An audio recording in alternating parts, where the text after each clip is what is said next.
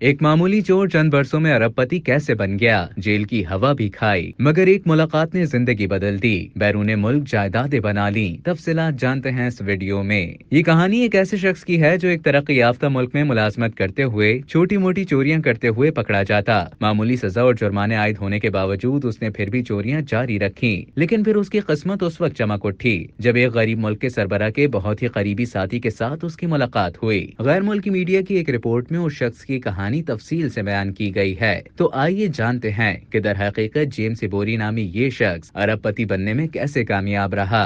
Report میں بتایا گیا ہے کہ جیمز ایبوری 1990 میں لندن میں رہتے ہوئے ایک چین اسٹور میں کام کیا کرتے تھے۔ اسی دور میں انہیں ان کی اہلیہ سمیت اسٹور سے اشیاء چوری کرنے کے الزام میں حراست میں لیا گیا۔ بعد ازاں ایبوری کو امریکن ایکسپریس کے ایک ملازم کا کارڈ استعمال کرتے لندن میٹرو کے اسٹیشن سے دھر لیا گیا۔ یہاں سب ان کے قبضے سے چوری شدہ اشیاء برآمد ہوئیں۔ اس کے کچھ عرصے کے بعد اسی برس جیمز ایبوری نائجیریا آ گئے۔ یہاں ان کی ملاقات اس وقت نائجیریا کے فوجی ڈکٹیٹر سانی اباچے کے چیف سیکیورٹی آفیسر سے ہوئی۔ میجر حمزہ مصطفی نامی اس شخص کے ذریعے ایبوری نے اقتدار کے ایوانوں کا رخ کیا اور آہستہ آہستہ سیاست اور کاروبار میں اپنا اثر و رسوخ پیدا کیا۔ جنرل سانی اباچا کے انتقال کے بعد 1999 میں نائجیریا میں جمہوریت بحال ہوئی تو جیمز ایبوری ڈیلٹا ریاست کے گورنر منتخب ہو گئے۔ ڈیلٹا نائجیریا کی تیل پیدا کرنے والی 3 بڑی ریاستوں میں سے ایک تھی۔ یہی نہیں، ایبوری 2 بار 4 سال کے لیے ریاست کے گورنر منتخب ہوئے اور مئی 2007 میں اپنے عہدے سے سبکدوش ہو گئے۔ تاہم اس سے قبل ہی نائجیریا کے اکنامک اینڈ فائنینشیل کمیشن اور لندن میٹروپولیٹن پولیس نے جیمز ایبوری کے خلاف کرپشن کے معاملے میں مشترکہ تحقیقات کا آغاز کر دیا تھا، جس میں یہ انکشاف سامنے آیا کہ جیمز ایبوری نے برطانیہ،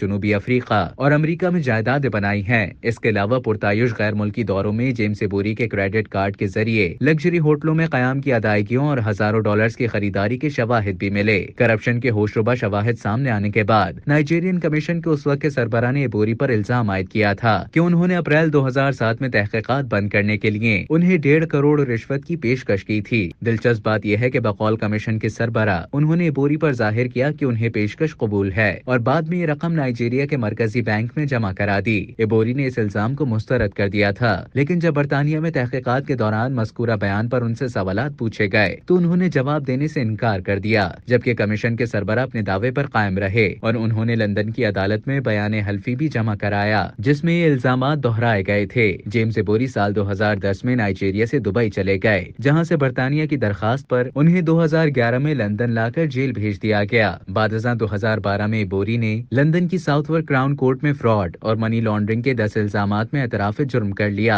اور انہیں قید کی سزا ہو گئی۔ ایبوری 2016 میں اپنی سزا مکمل کرنے کے بعد 2017 میں واپس نائجیریا پہنچے تو اس ریاست میں ان کا پرتپاک استقبال کیا گیا، جس کے وہ 2 بار گورنر رہ چکے تھے۔ اب تک کے لیے اتنا ہی۔ مزید اسی طرح کی معلومات حاصل کرنے کے لیے ڈیلی جنگ کے YouTube چینل کو سبسکرائب کریں اور فیس بک کے پیج کو لائک کرنا نہ بھولیں۔